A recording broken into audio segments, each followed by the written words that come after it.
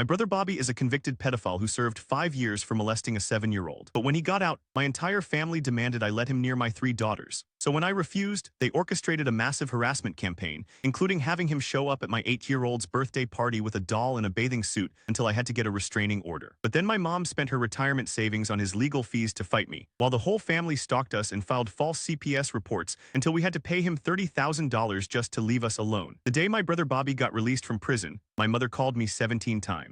I knew what she wanted before I picked up. She'd been preparing me for months with comments about forgiveness and second chances. But there was no way in hell I was letting a convicted pedophile near my 3 daughters. Bobby had served 5 years for what he did to his neighbor's daughter. The girl was 7. My oldest daughter had just turned 8, but somehow I was the family monster for saying no. Mom showed up at my house the morning of his release. She had this whole speech prepared about how he'd changed and found God. She pulled out a folder full of certificates from prison programs. He completed every course they offered, she said, like that erased what he did. Where's your Christian heart? I kept my answer simple. He wasn't welcome in my home, not for dinner, not for holidays, not for 5 minutes. My girl's safety came first. Mom's face went from pleading to pure rage. Those are his nieces, she spat. You're denying him his family. The guilt campaign started immediately. My sister Bate called me crying about how Bobby had nowhere to go. Dad sent me Bible verses about forgiveness every morning. Even my Aunt Helen, who lived 3 states away, felt the need to remind me that everyone deserves a second chance. But they saved the real manipulation for Sunday dinner. I'd stopped at Mom's to pick up my grandmother's ring she'd been resizing. The whole family was there. Bobby too, he was sitting at the kitchen table like nothing had happened, like he hadn't destroyed a child's innocence. Uncle Bobby, my daughter Lily shouted before I could stop her. She ran toward him with her sister's clothes behind. I've never moved so fast in my life. I scooped up all 3 kids and headed for the door. Bobby had the audacity to look hurt. I just wanted to meet them, he said softly. I'm their uncle, that's when I lost it. I told him being blood didn't give him access to my children. I reminded everyone in that room what he was convicted of. Mom actually covered her ears. Dad muttered something about dwelling on the past. Bate accused me of traumatizing the girls. The smear campaign started the next day. Mom told her church I was keeping her grandchildren from her. She conveniently left out why. Bate posted on Facebook about how some people don't understand redemption. Various relatives commented with prayer hands and Bible quotes. My phone blew up with messages from people who didn't even know the full story. Then Bobby started showing up places. The grocery store, the park, always maintaining distance, always claiming coincidence. He'd wave at the girls from across the playground. I started documenting everything. Date, time, location, witnesses. My husband installed security cameras after we saw him drive past our house 3 times in one day. The breaking point came during Jane's birthday party. We'd rented the community center, invited her whole class. Halfway through cake, Bobby walked in carrying a present. Mom followed behind him, smiling like she'd orchestrated something beautiful. Every girl deserves their uncle at their birthday, she announced. Parents started grabbing their kids and leaving. One father recognized Bobby from the registry website. Within minutes, our daughter's party was ruined. Jane cried in the bathroom while her classmates' parents whispered in the parking lot. The present he brought, a doll in a bathing suit. I filed for a restraining order the next morning. That's when the real war started. Mom hired Bobby a lawyer with her retirement savings. They claimed I was alienating him from the family. The lawyer argued that Bobby had served his time and deserved access to his relatives. My own mother testified against me in court. The judge granted a temporary order but warned it might not hold up long term. Bobby had completed his probation. He wasn't technically breaking any laws by existing near us. The final hearing was set for next month. Meanwhile, the family harassment intensified. Dad started showing up at my husband's work, begging him to talk sense into me. Bate tried to pick up the girls from school, claiming I'd asked her to. The school had to ban my entire family from the approved pickup list. Even relatives I hadn't spoken to in years chose sides. Last night, I found Lily looking at old Christmas photos on my phone. Why don't we see Uncle Bobby anymore, she asked. Grandma says you're being mean to him. I wanted to scream. Instead, I hugged her tight and changed the subject, but I knew this was far from over. The final hearing was in 2 weeks, and Mom had made it clear she'd mortgage her house if necessary to fight me. That's when I realized just how far this would go. I knew I had to get ahead of whatever Mom was planning. The mortgage threat wasn't empty. She'd already blown through her retirement savings on Bobby's lawyer. I started making calls to every family law attorney in town, scheduling consultations. If I could conflict them out by meeting with them first, Mom would have to look elsewhere for representation. My husband took time off work to help with the girls while I prepared for court. We enrolled them in after-school programs to minimize any opportunity for surprise family visits. The school principal agreed to personally escort them to the bus after Bates' pickup attempt. 3 days later, I got a call from my cousin Sarah. She'd always stayed neutral in family drama, so I was surprised to hear from her. She asked if we could meet for coffee. Against my better judgment, I agreed. Sarah looked exhausted when she sat down across from me at the cafe. She glanced around nervously before pulling out her phone. I need to show you something, she said, scrolling through her messages. Your mom's been organizing the family. She has a group chat. My stomach dropped as I read through the messages. 23 family members were actively planning ways to force contact between Bobby and my girls. They discussed showing up at school events, accidentally running into us at stores, even having different relatives file for grandparent rights to overwhelm me legally. The worst part was seeing how they talked about me. According to them, I was mentally unstable, vindictive, and poisoning my children against their loving family. Mom had convinced them all that Bobby's conviction was a misunderstanding, that the girl's family had overreacted. Sarah slid her phone back into her purse. "I have kids too," she said quietly. I looked up the court records. What Bobby did, it wasn't some misunderstanding. I spent the rest of that day screenshotting everything Sarah sent me. The group chat revealed their entire playbook. They planned to pack the courtroom with supportive family members. Several aunts and uncles had written character letters for Bobby. Mom had even convinced my childhood pediatrician to write about what a devoted brother Bobby had been. That evening, I found Bobby's truck parked across from our house again. This time, Mom was with him. They sat there for an hour just watching. When my husband went outside to confront them, they drove away. But they came back the next morning, and the next. The security footage became crucial evidence. Our lawyer said the repeated surveillance could strengthen our case, but warned that family court judges often favored reconciliation. The fact that Bobby had completed his sentence worked in his favor. The system considered him rehabilitated. I started sleeping poorly, jumping at every car that drove by. The girls noticed the tension. Jane asked why we couldn't eat at restaurants anymore. Lily wanted to know why Grandma couldn't babysit. I gave vague answers about everyone being busy, but kids are perceptive. They knew something was wrong. A week before the hearing, things escalated. I was loading groceries when I noticed a woman watching me from across the parking lot. She approached as I closed my trunk, introducing herself as Patricia from Child Protective Services. Someone had called in a report about me denying my children access to family. My hands shook as I provided her my lawyer's information. Tricia was professional but thorough. She needed to interview the children, inspect our home, review their medical records.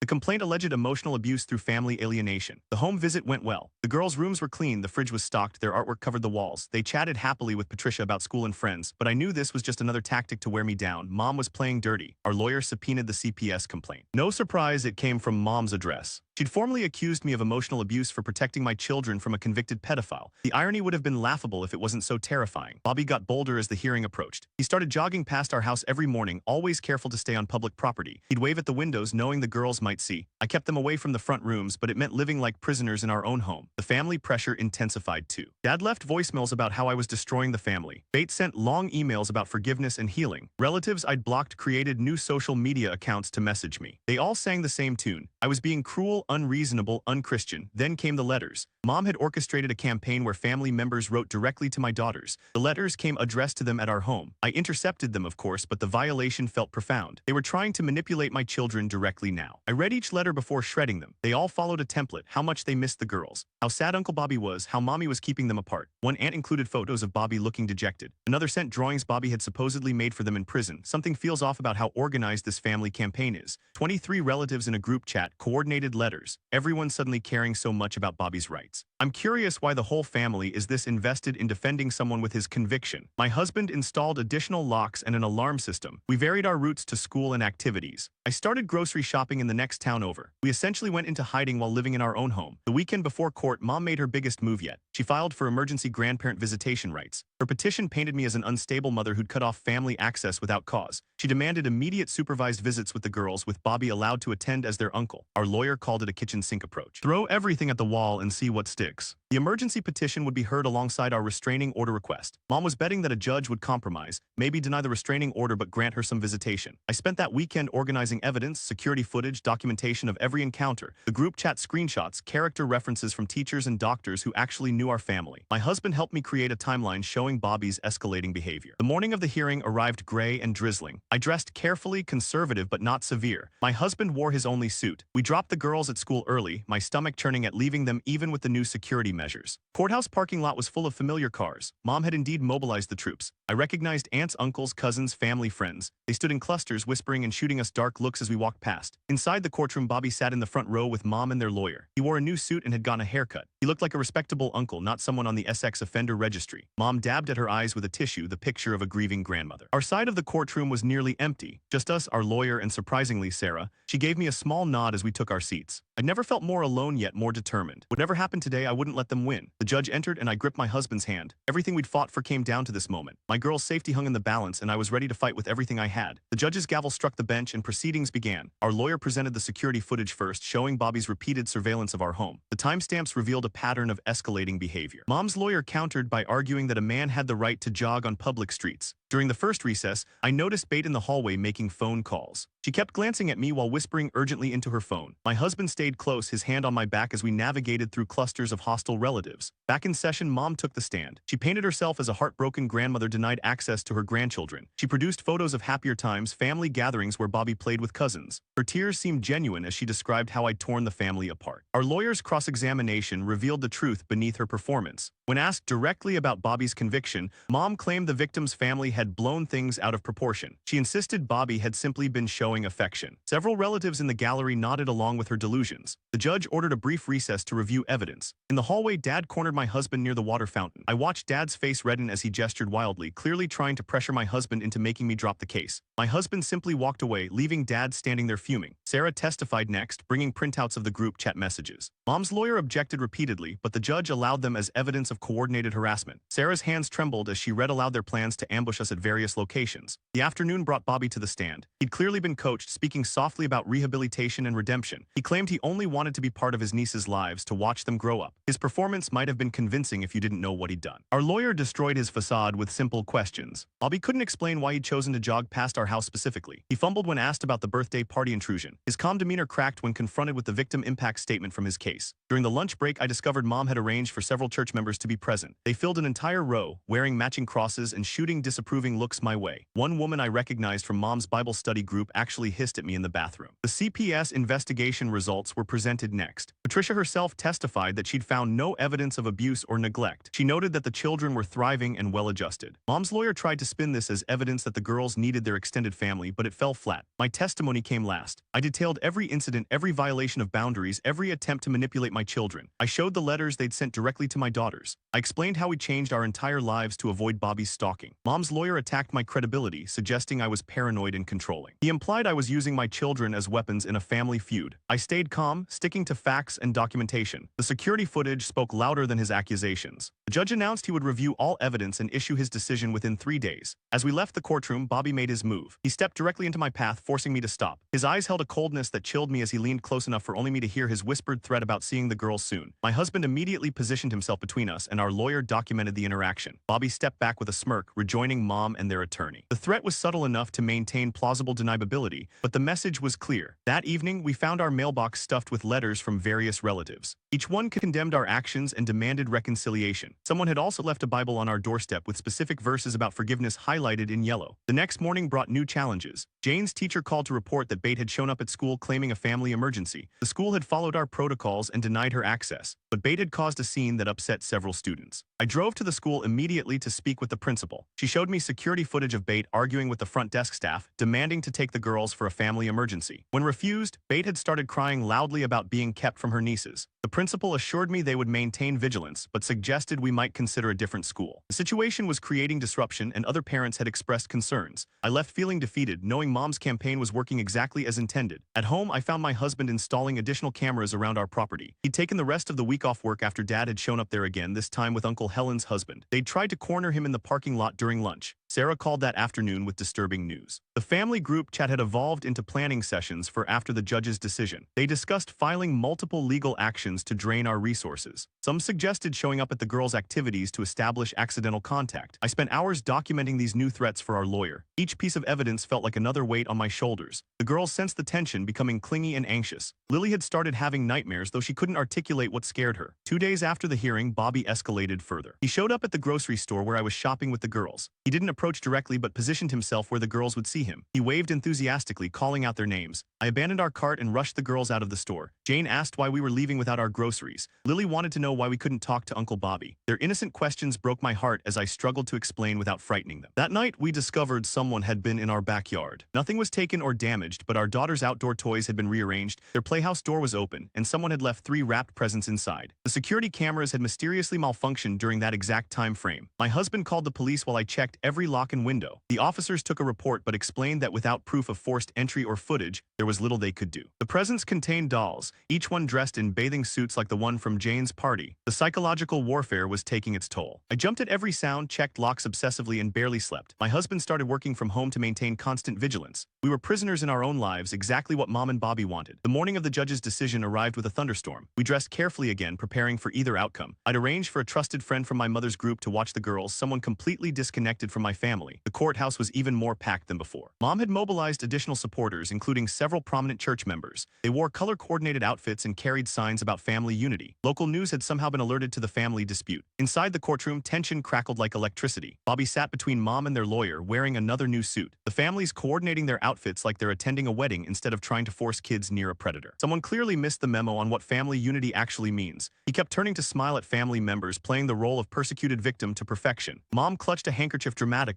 The judge entered with a thick folder of documents. His expression revealed nothing as he began reviewing the case. He noted the evidence of stalking, the coordinated harassment, and the CPS complaint that appeared retaliatory. He also acknowledged Bobby's completed sentence and rehabilitation programs. As he spoke, I felt my heart racing. He discussed the balance between protecting children and maintaining family bonds. He referenced cases where courts had reunified families after criminal convictions. Each word felt like another step toward losing everything we'd fought for. Then he shifted to discussing the evidence we'd presented. The security footage showed clear patterns of stalking. The group chat messages demonstrated coordinated harassment. The birthday party incident showed blatant disregard for boundaries. His tone grew stern as he addressed Bobby directly. The judge's decision was mixed. He extended the restraining order for 1 year, citing the stalking behavior and harassment. However, he granted Mom limited grandparent visitation rights, 1 supervised hour monthly at a neutral location. Bobby would be prohibited from these visits. Mom's side erupted in whispers and movement. Some seemed satisfied with the partial victory, while others appeared angry at the restrictions. Bobby's face showed fury beneath his calm facade. He whispered urgently with their lawyer, clearly planning their next move. Our lawyer explained this was actually a victory. The restraining order would be harder to challenge now, and the supervised visitation gave us control over the circumstances. But I felt sick knowing Mom would use those visits to manipulate my daughters. As we prepared to leave, Bate intercepted us in the hallway. She launched into a tirade about family destruction and selfishness. Security intervened when she grabbed my arm, trying to force me to listen. Her removal caused another scene that drew stares and whispers. Outside, reporters waited on the courthouse steps. Someone had leaked details about the family torn apart by false accusations. We pushed through with our lawyer's help, ignoring shouted questions about denying children their family. Mom emerged moments later, playing the grieving grandmother perfectly for the cameras. The drive home felt surreal. We'd won the main battle, but at tremendous cost. The war was far from over. Mom had her foot in the door now, and Bobby would undoubtedly use her visits to maintain indirect contact. The restraining order was only paper protection. At home, we found more gifts on our porch despite the security cameras. This time, 3 identical necklaces with heart pendants. The message was clear: Bobby wasn't giving up. He'd simply found new ways to violate boundaries while technically following the court order. That evening, our lawyer called with concerning news. Mom's attorney had already filed paperwork requesting expanded visitation. They claimed the supervised visits were unnecessarily restrictive and harmful to the grandmother-grandchild relationship. The legal battles would continue indefinitely. I sat with my husband after the girls went to bed, planning our next moves. We discussed relocating, changing schools, even legally changing our names. The weight of protecting our daughters while maintaining their normal lives felt impossible. Every option meant sacrifice and loss. Sarah texted screenshots from the family chat. They were celebrating Mom's partial victory and planning how to use the visit strategically. Someone suggested having Bobby accidentally appear at the visitation location. Others discussed wearing recording devices to gather evidence against me. The next morning brought new challenges. Jane's best friend's mother called to politely uninvite her from a sleepover. Word had spread about the courthouse drama and Bobby's presence on the registry. She was sorry, but she had to think of all the children's safety. I understood her position, but watched Jane's face crumble when I explained. She didn't understand why she was being punished for adult problems. Lillian, our youngest, picked up on the tension, becoming whiny and difficult. Our family was fracturing under the pressure. My husband's parents finally called after maintaining silence throughout the ordeal. They offered support but suggested we might be handling things too extremely. Couldn't we find a middle ground? Their well-meaning ignorance stung worse than outright hostility. We spent the week establishing new routines around the court orders. I met with the supervised visitation coordinator to establish strict protocols. No gifts, no photos, no messages to relay. Mom would have exactly 60 minutes monthly to visit under professional supervision. The first visit was scheduled for the following week. I prepared the girls carefully, explaining Grandma would visit them at a special place. They seemed excited but confused about the restrictions. Jane asked if Uncle Bobby would be there too, and my heart sank at having that conversation again. Meanwhile, Bobby found legal ways to maintain presence in our lives. He volunteered at community events we'd previously attended. He joined organizations where we had memberships. Always careful to maintain the required distance, but ensuring we'd know he was there. Dad escalated his own campaign, showing up at my husband's workplace despite warnings. He'd wait in the parking lot with Bible verses and printed articles about forgiveness. Security eventually banned him from the property, but he simply moved to the public sidewalk. Bates started her own harassment through social media. She created multiple accounts to message our friends, sharing her version of events. She painted me as mentally unstable, claiming I was denying my children loving family relationships. Some friends distanced themselves, unsure what to believe. The stress manifested physically. I developed migraines and insomnia. My husband's blood pressure spiked. The girls began acting out at school, their grades slipping. We started family therapy, adding another expense to our mounting legal bills. Our lawyer warned that Mom's team was preparing a larger strategy. They'd hired a private investigator to document our lives, looking for any ammunition. Every public outing became a potential trap. Every interaction with the girls could be twisted into evidence. Caught Bobby photographing our house from the legal distance one morning. He made sure I saw him, even waving at the security camera. The message was clear. He was documenting everything too, building his own case for when the restraining order expired. The family group chat Sarah monitored revealed their long-term plans. They discussed waiting out the restraining order while building evidence of parental alienation. They coached each other on what to document and how to present themselves as victims. We installed panic buttons throughout the house and established code words with the girls. If anyone approached them unexpectedly, they were to find a trusted adult immediately. The weight of turning my children into cautious, fearful versions of themselves crushed me daily. A week before the first supervised visit, Mom sent a formal letter through her lawyer. She requested permission to bring photo albums to share family history with the girls. When we declined, she accused us of cultural erasure and denying the children their heritage. Bobby grew bolder as the visit approached. He started attending businesses near the visitation center, establishing legitimate reasons to be in the area. He couldn't enter during the visit, but he could position himself nearby. The law was on his side. I met with the visitation supervisor to express concerns. She assured me their protocols were strict, but I could see the exhaustion in her eyes. She dealt with families like ours before. She knew how determined individuals could circumvent even the best safeguards. The night before the first visit, none of us slept well. The girls sensed our anxiety despite our efforts to stay calm. Jane asked repeatedly if something bad was happening. Lily clung to me constantly. Our youngest regressed to behaviors she'd outgrown months ago. That morning, I dressed the girls carefully, wanting them to look well cared for, but not giving Mom ammunition about keeping them from her. My hands shook as I braided their hair. My husband double-checked the recording device our lawyer had approved us to carry. The visitation center was a converted house designed to feel homey while maintaining security. We arrived early to familiarize the girls with the space. They explored the playroom while I filled out paperwork and reviewed the rules one final time. Mom arrived exactly on time, dressed impeccably, and carrying a small bag the supervisor would search. Her face lit up seeing the girls through the window, and for a moment I saw the grandmother she could have been if she hadn't chosen Bobby over their safety. The supervisor took the girls to the visitation room while we waited in a separate area. I watched on the closed-circuit monitor as Mom hugged them tearfully. She'd brought approved coloring books and crayons. For 30 minutes it looked like a normal grandmother visit. Then Mom started her manipulation. She spoke about missing family gatherings and how sad everyone was. She mentioned Uncle Bobby's name repeatedly, watching for their reactions. The supervisor redirected her several times, but Mom was skilled at subtle emotional manipulation. When the visit ended, the girls were confused and upset. They didn't understand why they couldn't see Grandma at her house or why Uncle Bobby couldn't visit too. The car ride home was filled with questions I struggled to answer honestly without damaging them further. That afternoon, our lawyer called with disturbing news. I'm curious why the judge would grant any visitation rights when there's documented stalking and harassment. Seems like there's something about this legal process we're not fully understanding here. Bobby had filed his own petition claiming defamation and emotional distress. He argued our false accusations had damaged his reputation and relationships. It was a transparently vindictive move, but it would cost us more money to fight. The war of attrition continued. Every legal filing drained our savings. Every harassment incident stole our peace. Every manipulation attempt damaged our children's innocence. Mom and Bobby were systematically destroying our lives while staying just within legal boundaries. The supervised visits became our new battlefield. During the second visit, Mom brought a family scrapbook she'd assembled. The supervisor had approved it after checking for inappropriate content, but Mom had been clever. She'd included photos of Bobby at every family milestone, positioning him as the beloved uncle the girls were missing. I watched through the monitor as she pointed to each picture, telling stories about Uncle Bobby's kindness and generosity. The girls absorbed every word, their confusion growing. When they returned to the waiting area, Jane immediately asked why Uncle Bobby couldn't come to the visits if he was so nice. That week, Bobby's defamation lawsuit moved forward. Our lawyer filed a motion to dismiss, but the judge allowed it to proceed to discovery. This meant depositions, document requests, and more legal fees. Bobby's strategy was transparent: bleed us dry financially while maintaining his victim narrative. The family's coordination reached new levels. Different relatives began appearing at the girls' activities. An aunt would show up at dance class, a cousin at soccer practice. They maintained legal distance but ensured their presence was felt. Other parents started noticing the pattern of family members lurking around. Sarah continued feeding me information from the group chat. They developed a rotation schedule to maintain constant pressure without any individual violating the restraining order. They documented every sighting of us, building what they called their alienation portfolio. 3 weeks after the court decision, I discovered Mom had enrolled in the same gym where I took yoga classes. She attended different sessions but made sure I saw her in the parking lot. She'd wave sadly, playing the rejected grandmother for anyone watching. The girls' behavior deteriorated further. Jane became withdrawn and stopped inviting friends over. Lily's nightmares increased, though she still couldn't explain what frightened her. Our youngest began began having tantrums reminiscent of her toddler years. The family therapist suggested the constant tension was affecting them more than we realized. Bobby escalated his present strategy. He got a job at the hardware store 2 blocks from the visitation center. Now he had legitimate reason to be in the area during every visit. I spotted his truck parked strategically where we'd have to pass it entering and leaving. During the 3rd supervised visit, Mom pushed boundaries further. She gave each girl a locket with family photos inside, including Bobby. The supervisor made her remove them, but the damage was done. The girls didn't understand why they couldn't keep Grandma's gifts. Our financial situation grew dire. Between legal fees, therapy costs, and security measures, we depleted our savings. My husband took on extra shifts while I freelanced from home to avoid leaving the girls with sitters. The stress showed in both our faces, dark circles becoming permanent fixtures. Then came the accident, or what appeared to be one. I was backing out of a parking space at the grocery store when another car hit me. The driver jumped out, apologizing profusely. Only when I saw Uncle Helen's son did I realize this was orchestrated. He insisted on calling police, creating an official report that painted me as distracted and careless. The deposition for Bobby's defamation case was scheduled for the following month. Our lawyer prepared me for grueling questions designed to make me appear unstable. They'd use every family incident, every protective measure, as evidence of my irrational behavior toward a reformed man. Mom's visitation requests escalated. She petitioned for unsupervised visits, citing the successful supervised sessions. She included affidavits from family members attesting to her character and my unreasonable restrictions. Each filing required response. Each response cost money we didn't have. I started noticing cars following me during errands, different vehicles but always maintaining the same careful distance. When I mentioned it to our lawyer, he said proving coordination would be nearly impossible. They'd learned from the group chat evidence to be more careful. The 4th supervised visit brought new manipulation. Mom spent the entire hour telling the girls about family traditions they were missing. Birthday parties, holiday gatherings, summer barbecues, all painted as magical events stolen from them. She never mentioned why they couldn't attend. Bobby's presence grew bolder. He started jogging past the visitation center during our visits, timing it perfectly to cross our path. He'd wave at the girls through the window while maintaining legal distance. The supervisor documented it, but technically he wasn't violating any orders. Our home became a fortress of anxiety. We installed more cameras, added window sensors, and kept curtains drawn constantly. The girls asked why we lived like we were hiding. I struggled to explain without terrifying them or poisoning them against family they still loved. The deposition arrived like a storm. Bobby's lawyer questioned me for 6 hours, dissecting every decision I'd made since his release. They painted my protective measures as paranoid delusions, my documentation as obsessive behavior. I maintained composure, but inside I felt myself cracking. 2 days later, Jane's teacher called with concerns. Jane had written a story about a family torn apart by a mean mommy who wouldn't let anyone visit. The teacher recognized the emotional distress and suggested additional counseling. Another expense, another acknowledgement of how this war was damaging my children. Mom's next move was calculated. She began attending the same church we'd switched to after leaving hers. She sat across the sanctuary, dabbing at tears during services. Church members who didn't know our history saw a grandmother separated from her grandchildren. Some began avoiding us. The financial pressure mounted. We received notice that Bobby had hired a second attorney, someone known for aggressive litigation. The message was clear: they could afford to escalate, we couldn't. My husband suggested borrowing from his 401, but I knew that would only delay the inevitable. During the 5th supervised visit, something shifted. Mom dropped her careful facade for just a moment. When the supervisor stepped out briefly to use the restroom, Mom quickly whispered something to the girls. I couldn't hear it through the monitor, but I saw their faces change. Jane looked scared, Lily confused. In the car afterward, neither girl would tell me what Grandma had said. They exchanged glances but remained silent. That night, I found them huddled together in Jane's bed, whispering. When I entered, they immediately stopped talking. The secret Mom had planted was growing between us. Bobby filed additional motions in his defamation case. He claimed lost wages from jobs he couldn't get due to my slander. He demanded access to my social media accounts, email records, and personal journals. Our lawyer fought each request, but judges often favored broad discovery. The family's pressure campaign evolved. Instead of direct contact, they began a whisper campaign in our community. Parents at school received anonymous letters about the family situation. Local businesses where we shopped got calls questioning our mental stability. Slowly, our world shrank further. Sarah warned me that Mom was planning something for the holidays. The group chat buzzed with cryptic references to Christmas justice and reunion planning. They'd learned to speak in code, making their intentions harder to document. The 6th supervised visit was scheduled for December 23. Mom arrived with a bag of wrapped presents the supervisor had to inspect. Each gift was appropriate: books, puzzles, art supplies, but each carried subtle reminders of what the girls were missing. A puzzle of Mom's house, books about family traditions, art supplies, and Uncle Bobby's favorite colors. That evening, I discovered why the girls had been secretive. Lily finally broke down and told me what Grandma had whispered. She'd said Uncle Bobby had presents for them hidden at her house, special gifts he'd made himself. If they could convince Mommy to let them visit, they could have them. The manipulation was masterful. Now my children had a secret with their grandmother, a promise of gifts from the uncle I was protecting them from. They didn't understand why I was being mean about presents. Jane accused me of ruining Christmas. On Christmas Eve, we found 3 packages on our doorstep. The security cameras showed they'd been left at 3 a.m. by someone in dark clothing who knew exactly where our blind spots were. Inside were handmade dolls, clearly crafted with patience and skill. The note said, "Love, Uncle Bobby," in careful handwriting. I wanted to throw them away, but the girls had already seen them. Taking the dolls would make me the villain who stole Christmas presents. Keeping them meant Bobby had successfully invaded invaded our home again. I compromised by putting them in the garage, promising we'd figure it out later. Christmas morning was subdued. The girls opened their presents without enthusiasm, clearly thinking about the dolls in the garage and the mysterious gifts at Grandma's house. My husband and I exchanged worried glances over their heads. We were losing this war of attrition. The day after Christmas, our lawyer called with bad news. The judge in Bobby's defamation case had ruled partially in his favor. While dismissing the wage loss claims, the judge found that I had potentially damaged his reputation beyond the scope of protecting my children. Trial would determine damages. I sat in my kitchen staring at the legal documents. We couldn't afford a trial. The retainer alone would bankrupt us. Mom and Bobby had succeeded in their war of financial attrition. I had to make an impossible choice: surrender or lose everything fighting. That night, I found my husband in the garage looking at the dolls Bobby had made. Each was crafted with disturbing attention to detail, dressed like our daughters. The implications made my skin crawl. But legally, they were just gifts from an uncle. We had no proof of sinister intent. The next morning brought another blow. Jane's best friend's mother called to say they were switching schools. The drama surrounding our family had become too much. Other parents were considering the same. My daughter would lose her friends because I insisted on protecting her. I made my decision during the 7th supervised visit. Watching Mom manipulate my daughters with practiced ease, seeing their growing resentment toward me, feeling the financial noose tightening, I knew I had to change tactics. I couldn't win by playing defense anymore. After the visit, I instructed our lawyer to offer a settlement in Bobby's defamation case. The number made me sick: $30,000 we didn't have, but it was less than a trial would cost. More importantly, it came with conditions Bobby couldn't resist. The settlement included a permanent no-contact agreement, broader than the restraining order. Bobby's greed won over his desire for access. He accepted the settlement, probably believing he'd find ways around it later. We liquidated our retirement accounts to pay him. It felt like paying ransom to a kidnapper, but it bought us something precious: a stronger legal barrier. Mom's reaction was swift and vicious. She filed for expanded visitation rights, claiming the settlement proved I'd been wrong about Bobby, but our lawyer had anticipated this. The settlement included Bobby's acknowledgement that continued contact could be detrimental to the children's well-being. Judge reviewing Mom's petition saw through her manipulation. He noted the pattern of escalating behavior, the coordinated harassment, and the use of supervised visits to undermine parental authority. Instead of expanding access, he reduced it to quarterly visits with stricter supervision. Mom aged years and moments when the decision was read. Her investment in Bobby had cost her everything: her retirement savings, her relationship with her grandchildren, and now even her limited access. She'd gambled everything on forcing her will and lost. The family group chat exploded with rage and disbelief. Sarah sent me screenshots of their meltdown. Some blamed Mom for pushing too hard. Others turned on Bobby for taking the money. The coalition that had terrorized us for months fractured into bitter factions. We used the breathing room to rebuild. Jane's school agreed to implement additional security measures. We found a new therapist who specialized in family manipulation dynamics. Slowly, carefully, we began explaining age-appropriate truth to the girls about why Uncle Bobby couldn't be around them. The quarterly visits with Mom became less traumatic. With stricter supervision and reduced frequency, she couldn't maintain the same manipulation. The girls began to see her as a distant relative rather than a central figure in their lives. It wasn't ideal, but it was manageable. 6 months later, Bobby violated the no-contact agreement. He sent birthday cards to each girl through a third party. Our lawyer immediately filed for contempt. This time, the judge had no patience. Bobby faced jail time or a substantial fine. He chose the fine, further draining Mom's resources since she still funded his legal battles. The extended family gradually retreated. Without Mom's money funding their campaign, and with the legal barriers solidified, most found it easier to move on. A few maintained their stance, but their individual efforts lacked the coordinated impact of the group assault. On the anniversary of Bobby's release, I sat in my backyard watching my daughters play. They laughed freely, no longer looking over their shoulders. We'd paid a terrible price: financial ruin, family destruction, months of terror, but they were safe. Their innocence was scarred but not shattered. My husband joined me, bringing coffee. We didn't need words. We'd survived by choosing the battles we could win and accepting the costs of those we couldn't. The war wasn't over, it never would be completely, but we'd achieved what mattered most. The girls ran to us, faces bright with joy. They'd adapted to our new normal with the resilience children possessed. They understood now why some family members weren't safe, why love sometimes meant keeping distance. Hard lessons learned too young, but learned nonetheless. As I hugged them close, I thought about the price of protection. Every parent would pay it without hesitation, but few understood the true cost until the bill came due. We'd paid in money, relationships, and innocence. Watching my daughters play safely in our yard, I knew I'd pay it again. The restraining order would need renewal eventually. Mom would get her quarterly visits. Bobby would likely probe for new weaknesses. But for now, in this moment, my girls were safe. Sometimes that's the only victory that matters. Not winning the war, just surviving each battle and protecting what you love most. I find it curious how the mom aged so much when she lost. Was she truly believing she was doing the right thing, or was this about control all along?